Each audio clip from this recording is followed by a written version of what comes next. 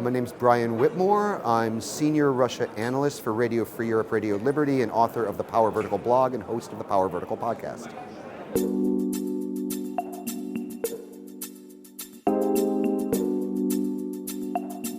I think the biggest security threat Europe faces is complacency. I think the biggest security threat Europe faces is the malaise that you find right now, not just in Europe, but in the entire Western world, this crisis of confidence that we're having. Because I think those who would like to harm Europe and harm the Western world are using this malaise against us. So in a lot of ways, our biggest enemy is ourselves. There's certainly big adversaries out there, and Russia certainly is doing its best to disrupt our democratic institutions, to disrupt European unity, to disrupt transatlantic unity. But if it weren't for the malaise that we're feeling, and Russia's basically using our own malaise against us. And I think so, yeah, I think the biggest threat we face right now is this malaise that we're feeling in our own societies. And I think, although that said, I'm confident we're going to get over that. We've been here before. I'm old enough to remember the 1970s. And I remember a similar feeling in the United States, in Western Europe. There was a feeling that our democracies weren't working, our economies weren't working, people felt disenfranchised, and there was also a feeling that the Soviet Union was advancing and making gains on us. But let's face it, we all know how that movie ended.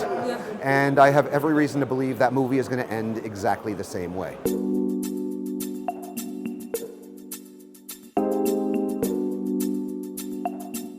International security, well, yeah, I would say that, what we're seeing right now is an attempt by Russia to, I think, break up the European Union, break up NATO, and break up transatlantic unity. And as a result of this, I think the opposite's happened. The opposite's happened because we've never seen NATO more united than it is now. The opposite's happened because there is a renewed recognition on both sides of the Atlantic, and I was just in Washington, D.C., talking about this quite a bit.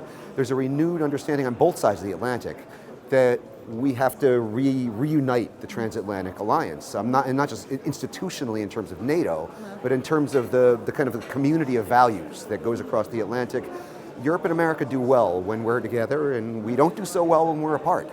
And I think as a result of Mr. Putin's aggression, we are beginning to recognize that again, to realize that again. It's something we had forgotten about. I think there was too much gratuitous anti-Europeanism in America, too much gratuitous anti-Americanism here in Europe, and now we're seeing less of that. So I think we actually, in a weird way, have Mr. Putin to thank for that.